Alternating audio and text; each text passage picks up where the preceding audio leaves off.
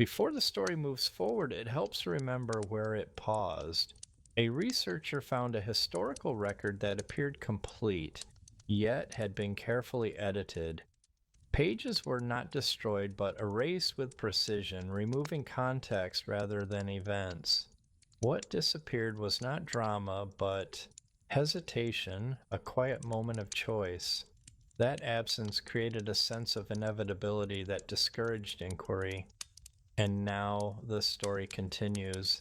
If you are drawn to quiet histories like this, stories that unfold slowly rather than loudly, you can gently subscribe or simply stay with the story. No urgency, no pressure. Some truths reveal themselves only to those who are willing to listen carefully. The researcher understood that the missing pages had not weakened the narrative, they had refined it. Without hesitation preserved on the record, the remaining story flowed with confidence. Decisions appeared natural. Outcomes felt unavoidable. Authority seemed inherited rather than constructed. This was not deception in the obvious sense. Nothing false had been written. Something human had simply been removed. Silence, when placed carefully, does not feel like absence. It feels like order. Once this was noticed, the text began to reveal its deeper structure. The language was calm, authoritative, composed. It guided interpretation gently, rarely inviting the reader to question how conclusions were reached.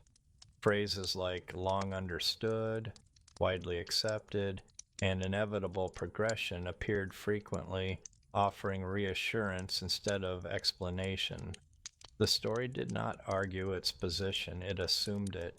That assumption was the result of the missing pages. The researcher realized that history had not been edited to hide chaos, but to remove uncertainty. Chaos invites resistance. Uncertainty invites thought, and thought, when shared, reshapes power far more effectively than conflict ever could. The original omission had not been dramatic, it had been procedural, a decision made in private, framed as temporary, justified as practical. The record showed no outrage, no dissent worth preserving, just a moment when transparency was considered and quietly set aside. That choice did not change the world immediately. It did something far more lasting. It changed how future decisions would be understood. Without the original hesitation recorded, later actions appeared to emerge naturally. Adjustments were framed as responses rather than choices. Policies became extensions of an assumed logic rather than the result of debate. Responsibility dissolved into momentum. This is how silence works at scale. It does not command, it aligns. The researcher began tracing how this edited narrative echoed through time. In later documents, the same conclusions appeared, repeated with slight variations. No one referenced the original choice because no one knew it existed. The story became self-supporting. Each repetition strengthened its authority, and because the system functioned, few felt compelled to question it. The consequences of the omission were subtle but pervasive. Institutions learned to value consistency over clarity. Doubt was tolerated only in controlled spaces, framed as inefficiency rather than inquiry. Transparency remained an ideal, but rarely a practice. Over time, people internalized these boundaries without ever being told they existed. The most unsettling realization was how reasonable everything appeared. No cruelty, no obvious injustice, just a gradual narrowing of possibility. The researcher understood now why the truth had been dangerous. It did not accuse anyone, it did not expose corruption, it simply documented uncertainty. And uncertainty, once acknowledged, cannot be fully contained. If history admits that choices were once open, it invites the question of whether they still are. That question threatens systems built on inevitability. As generations passed, the silence embedded itself deeper. Each retelling of the story inherited the edited version as complete. Teachers taught it, administrators referenced it, policies were justified by it. Over time, it ceased to feel like a narrative at all. It felt like reality. This is the final stage of omission when absence becomes invisible. The researcher considered what would happen if the missing pages were restored now. The reaction would not be celebration, it would be resistance. The truth would feel disruptive, even suspicious. It would challenge outcomes people had learned to defend. Stability, even when built on a mission, is comforting. People rarely abandon comfort willingly. The silence endured not because it was enforced, but because it was useful. It simplified complexity, it reduced friction, it allowed authority to operate without constant justification. And because it did not feel imposed, it was rarely noticed. That was its strength. The archive remained quiet, the shelves unchanged, the documents preserved exactly as they had been for generations. And yet, the researcher knew that something profound had already shifted, not in the archive, but in understanding. History had not been erased, it had been shaped. And what silence had shaped was still unfolding, because silence does not end when the pages are removed. It continues through behavior, through expectation, through what people learn not to question. It turns decisions into destiny and outcomes into tradition. The missing pages did not disappear, they became consequences. And those consequences, slow and persistent, were still moving forward, quietly, steadily shaping the present in ways few could trace back to their origin. That was the final realization. Silence had not hidden the truth. It had taught the world how to live without asking for it. It had taught the world how to live without asking for it. And that lesson settled deeper than anyone ever intended, not as an idea that could be debated or challenged, but as a habit of mind, a quiet adjustment in how people related to what they were told, how they absorbed certainty without needing explanation, how they learned to move forward without ever looking back to see where the path had truly begun. And the researcher understood that this was the final form of silence, not absence, not ignorance, but comfort. The comfort of believing that whatever exists must have arrived naturally, that systems emerge because they are necessary, that outcomes occur because they are inevitable. And once that comfort takes hold, questioning begins to feel unnecessary, even irresponsible, because questions introduce friction, and friction disrupts the smooth surface of stability that silence works so carefully to preserve. Over time, the lack of hesitation in history begins to feel like wisdom. Certainty becomes a virtue, doubt becomes a flaw, and the past, stripped of its pauses, offers no invitation to reconsider the present, no signal that alternatives were once possible, no reminder that what feels permanent was once undecided. The researcher saw how this subtle shift had reshaped generations, not through commands or enforcement, but through repetition, because repetition teaches more effectively than authority ever could. Each retelling of the same edited story reinforced the same conclusions, and eventually those conclusions no longer felt like interpretations, they felt like reality itself. People did not defend them because they believed in them. They lived inside them, and living inside a story removes the distance needed to question it.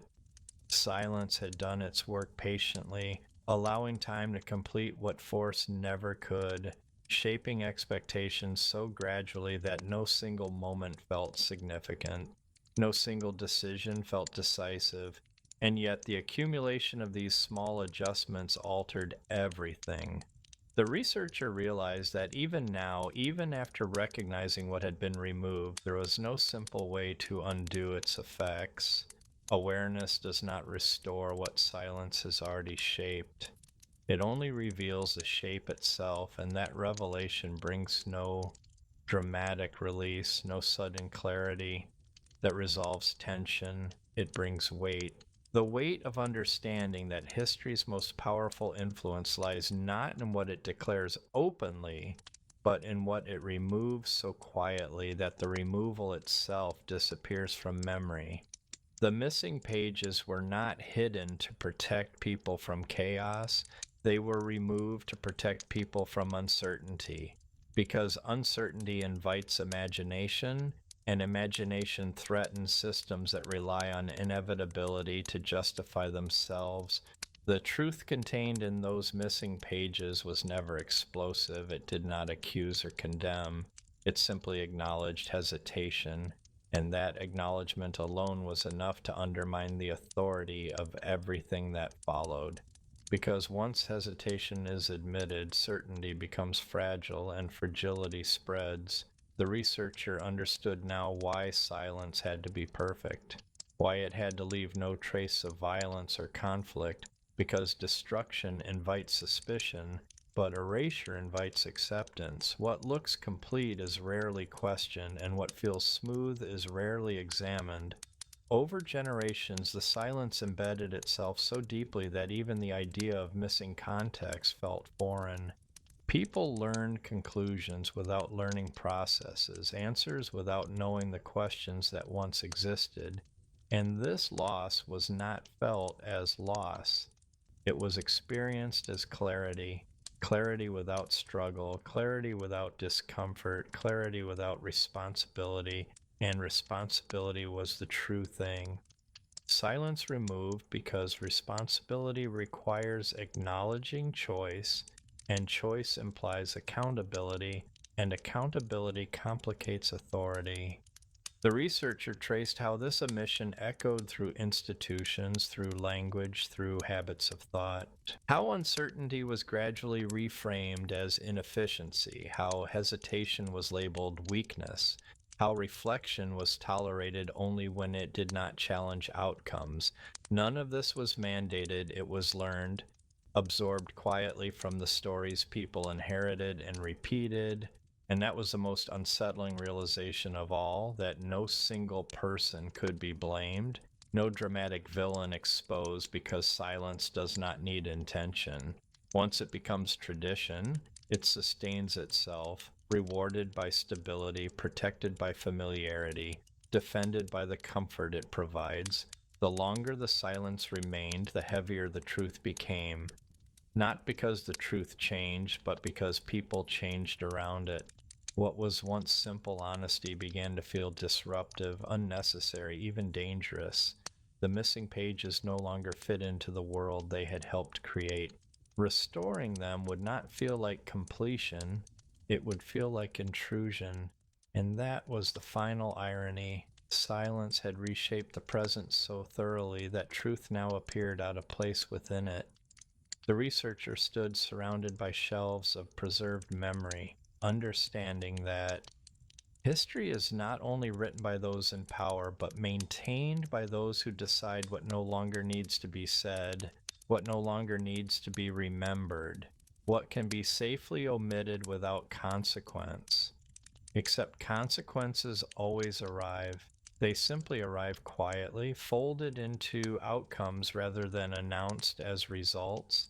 Silence does not erase impact, it delays recognition, and delayed recognition is often more powerful than denial, because by the time awareness arrives, patterns have already settled, behaviors have already adapted, and alternatives feel distant, theoretical, impractical. The researcher knew that this story could not end with exposure. Exposure suggests resolution, and there was none. The missing pages had already done their work.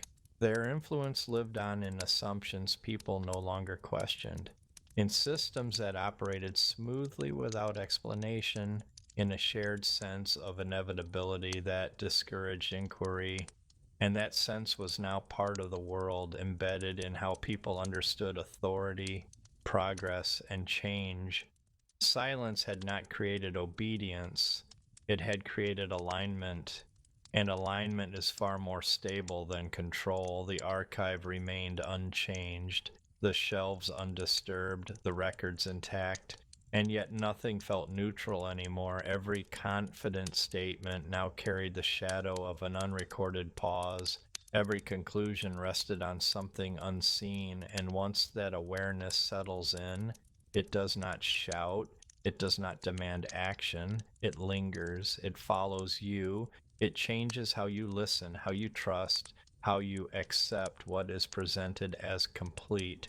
This was the final truth the researcher carried away, that silence is never empty. It accumulates slowly, shaping not just stories, but the boundaries of imagination itself. And when imagination narrows, possibility narrows with it. People stop asking, not because they are forbidden, but because asking no longer feels relevant. The world begins to feel fixed, settled, finished. And that feeling is the greatest achievement of silence, because a world that feels finished does not look for alternatives. It manages what exists, defends what remains, and moves forward without remembering that it once stood at a crossroads. This was not a story about missing pages anymore. It was a story about how absence becomes structure, how omission becomes inheritance, how the quietest decisions echo the longest, and somewhere beyond the archive, beyond the books and careful language, the consequences of that first erased hesitation were still unfolding, not as collapse, not as crisis, but as continuity, smooth, orderly, unquestioned, exactly as silence intended. And the story ended not with answers, but with a pause. The kind of pause that does not resolve tension, but invites reflection, because reflection is the one thing silence cannot fully control. And in that pause, the truth remained, not spoken aloud, not written down, but present, waiting as it always had for someone willing to notice what was missing.